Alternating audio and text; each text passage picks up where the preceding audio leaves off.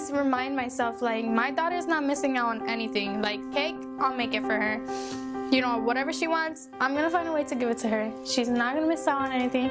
And that's how I just keep moving forward.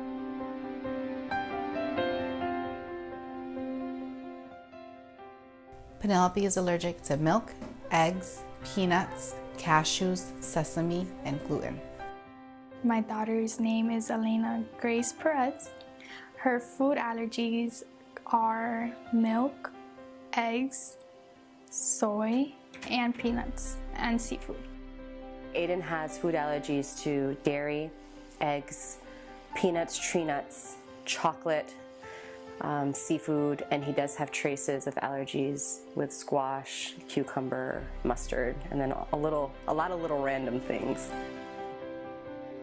Grocery shopping is one of the most difficult things that we've had to manage. For me to avoid her food allergies, when I go shopping, I would have to not be rushed. We try to stick to the grocery store that we know, that's local to us, because we kind of know where everything is. There are so many items that have hidden allergens.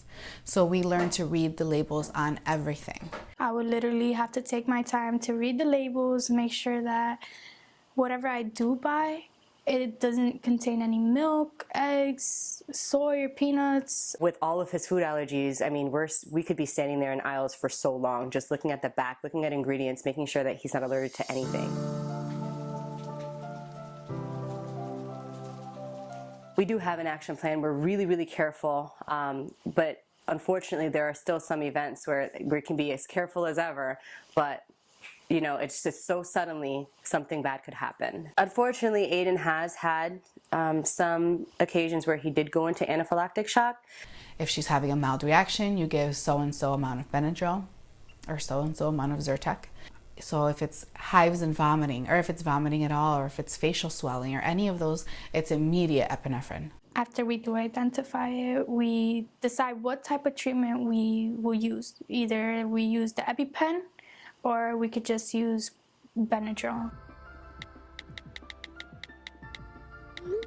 When it came time to tell our friends and family, it was different because they're not medical professionals and they're not educators, so they don't understand the signs and symptoms to look out for. We explain that when your kids are hanging out with Aiden, make sure that when they're done eating whatever they're eating, that they're washing their hands, even rinsing off their mouth a little bit, because those allergens can be transferred really easily.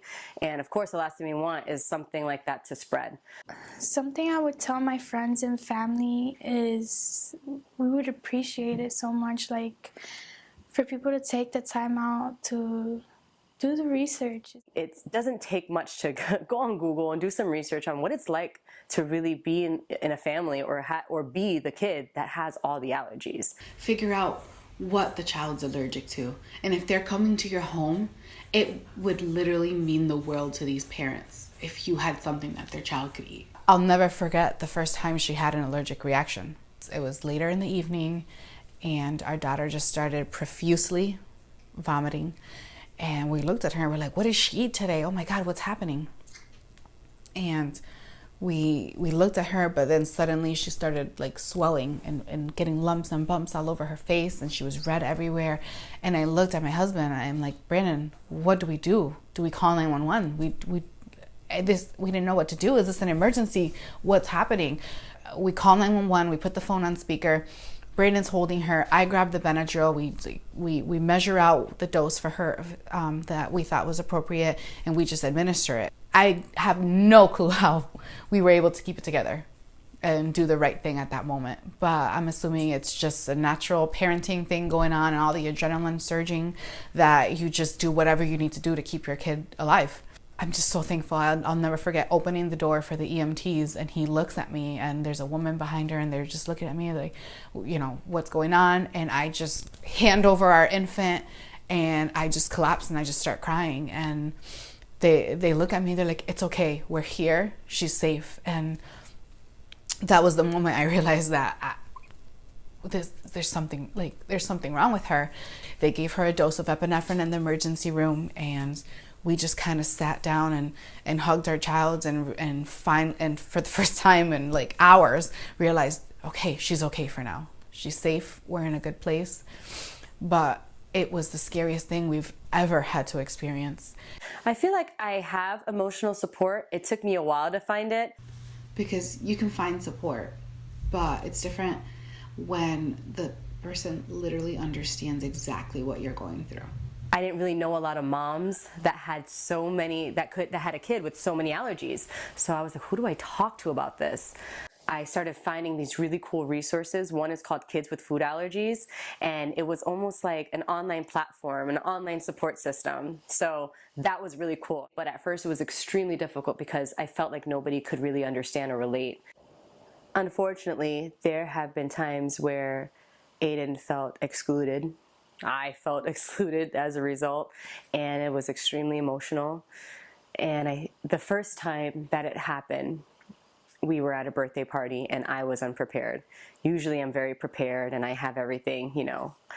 But as a new mom, when Aiden was really, really young, he was invited to a birthday party, and in my head, I'm like, oh, they've got to have some food that he's not allergic to. If they have rice, you know, that's fine. We can finagle something, we can make it work.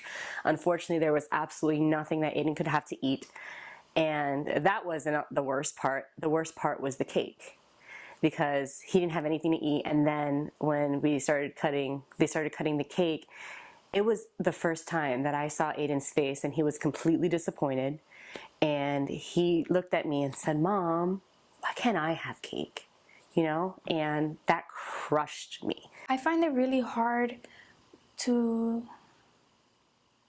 express to people how severe allergies could be for my daughter, because they never seen it in action, they never witnessed it. So I feel like when people hear food allergies, they don't hear what it could mean to my daughter.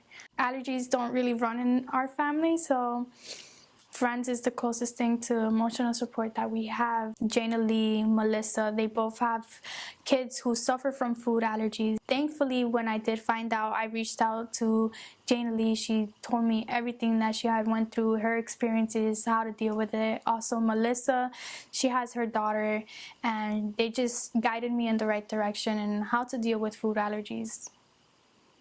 Go on your social media and find an online community. And honestly, that was a huge thing for me, to find an online community of people that are going through this.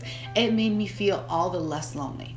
Parents who are finding out that their kid has allergies, at first it seems like a crazy mess. You don't know what she could eat or what you guys could do, but it gets so much better in time.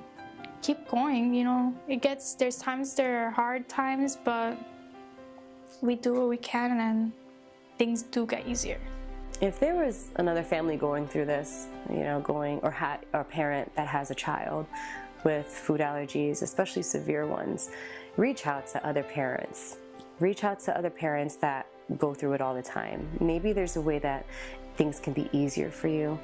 There's a trick, you know, and even if you can get the kids together and do something like make cupcakes together so that they feel like, wow, there are other kids that, you know, they're like me and it's cool. We can make this work. I think the more support, the better for the kids.